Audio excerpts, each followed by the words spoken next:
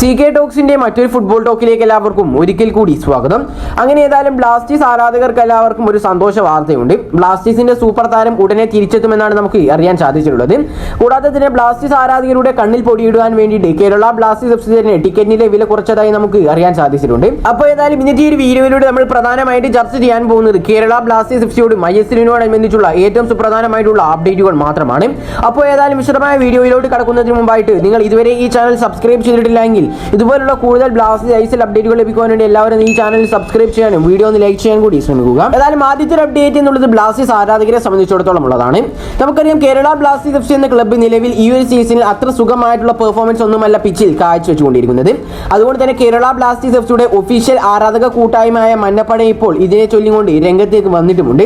ഏതായാലും ഇത് ബ്ലാസ്റ്റേഴ്സ് മാനേജ്മെന്റിന് അറിയാം അവരെ നല്ല രീതിയിൽ നാളെ കെടുത്തുമെന്നുള്ളത്. ഏതായാലും അതോടുകൂടി VIP ഗാലറി ഒഴികെയുള്ള ടിക്കറ്റുകൾക്കാണ് ഇപ്പോൾ വില കുറച്ചിട്ടുള്ളത്. സീസൺ ആരംഭിക്കുമ്പോൾ നോർത്ത് സൗത്ത് ഗാലറിയുടെ ടിക്കറ്റ് ചുരുങ്ങിയത് 300 രൂപയായിരുന്നു. ഈസ്റ്റ് വെസ്റ്റ് ഗാലറിയിലെ ടിക്കറ്റ് നിരക്ക് 400 രൂപയുമായിരുന്നു. അതേസമയം ലോവർ ഗാലറിയിലാണെങ്കിൽ 750 രൂപയുമായിരുന്നു ടിക്കറ്റിന്റെ നിരക്ക് എന്നുള്ളത്.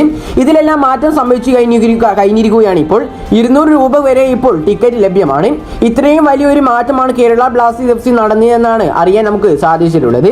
നമുക്കറിയാം ആരും തന്നെ മത്സരം കാണാൻ വരില്ല എന്നറിഞ്ഞതോടെയാണ് കേരള ബ്ലാസ്റ്റേഴ്സ് എഫ് സിയുടെ മാനേജ്മെന്റും ഇതിന് തുനിഞ്ഞിട്ടുള്ളത്. ഏതായാലും ഇതൊന്നും കണ്ടിട്ട് ബ്ലാസ്റ്റേഴ്സിന്റെ ആരാധകർ അടുത്ത മത്സരത്തിലൊന്നും ടിക്കറ്റ് ബുക്ക് ചെയ്യുകയില്ല എന്ന് നമുക്കറിയാം. ഇപ്പൊ ഏതായാലും മാനേജ്മെന്റിന്റെ പദ്ധതി എന്നുള്ളത് എങ്ങനെയെങ്കിലും ആരാധകരെ സ്റ്റേഡിയത്തിൽ കൊണ്ടുവരിക, എങ്ങനെയെങ്കിലും കൺവിൻസ് ചെയ്യുക എന്നുള്ളത് മാത്രമാണ്. ഇനി അടുത്തൊരു വാർത്ത എന്നുള്ളത് ബ്ലാസ്റ്റേഴ്സ് പരിശീലകനായിട്ടുള്ള മിക്കാൽ സ്റ്റേറെ മന്നപ്പടിയുടെ ഈ ഒരു തീരുമാനത്തെക്കുറിച്ച് പറഞ്ഞ കാര്യങ്ങളാണ്. ഇന്ത്യൻ സൂപ്പർ ലീഗിൽ വളരെയധികം മോശം അവസ്ഥയിലൂടെയാണ് കേരള ബ്ലാസ്റ്റേഴ്സ് എഫ് സി നിലവിൽ കടന്നു പോയിക്കൊണ്ടിരിക്കുന്നത്. മാനേജ്മെന്റിന്റെ അനസ്ഥ മൂലം ആരാധക കൂട്ടായ്മയായ മന്നപ്പട പോലും ഇപ്പോൾ ടീമിനെതിരെ വന്നിട്ടുള്ളത് നമുക്കറിയാവുന്ന കാര്യമാണ്. ഇപ്പോൾ ഇതാ മന്നപ്പടയുടെ പ്രതിഷേധങ്ങളെ കുറിച്ച് തന്റെ അഭിപ്രായം പങ്കുവച്ചിരിക്കുകയാണ് ബ്ലാസ്റ്റേഴ്സിന്റെ മുൻ പരിശീലകനായിട്ടുള്ള മിക്കാൽ സ്റ്റേറെ. മോഹൻ ബഗാനെതിരെയുള്ള മത്സരത്തിന് മുന്നോടിയായി നടന്ന പ്രസ് കോൺഫറൻസിലാണ് സ്റ്റേറെ ഈ ഒരു കാര്യം സംസാരിച്ചിട്ടുണ്ടായിരുന്നത്. നിലവിൽ മന്നപ്പട നടത്തുന്ന പ്രതിഷേധങ്ങളിൽ ശ്രദ്ധ കേന്ദ്രീകരിക്കാൻ കഴിയുകയില്ല എന്നാണ് മിക്കാൽ സ്റ്റേറെ പറയുന്നത്.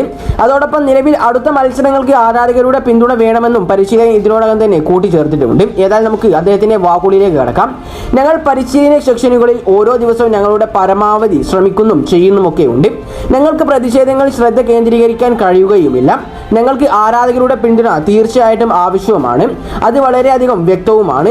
പരിശീലന സെക്ഷനുകളിലെയും വരാനിരിക്കുന്ന ഗെയിമുകളുടെയും പ്രകടനത്തിൽ ഞങ്ങൾ ശ്രദ്ധ കേന്ദ്രീകരിക്കുന്നു തന്നെയുണ്ട്. അതാണ് ഞങ്ങളുടെ ജോലി എന്നുള്ളത്. ഏതായാലും ഈ കാര്യങ്ങളൊക്കെയാണ് മിക്കാൽ സ്റ്റേറെ പ്രീ മാച്ച് പ്രസ് കോൺഫറൻസിൽ പറഞ്ഞിട്ടുള്ളത്.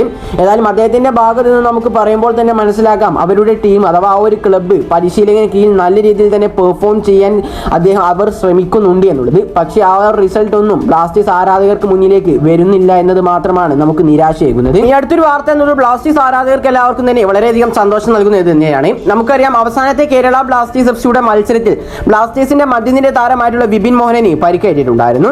അതിനെ ചൊല്ലിക്കൊണ്ട് അദ്ദേഹത്തെ സ്ട്രെച്ചറിലൊക്കെ ആയിരുന്നു പുറത്തേക്ക് കൊണ്ടുപോയിട്ടുണ്ടായിരുന്നത്. ഏതായാലും ആ ഒരു മത്സരത്തിന് ശേഷം പുറത്തേക്ക് വന്ന റിപ്പോർട്ടുകളിൽ നിന്ന് നമുക്ക് മനസ്സിലാക്കാൻ സാധിച്ചിട്ടുണ്ടായിരുന്നത് അദ്ദേഹത്തിന് 1 മാസത്തോളം റെസ്റ്റ് അനിവാര്യമാണ് എന്നുള്ളതാണ്.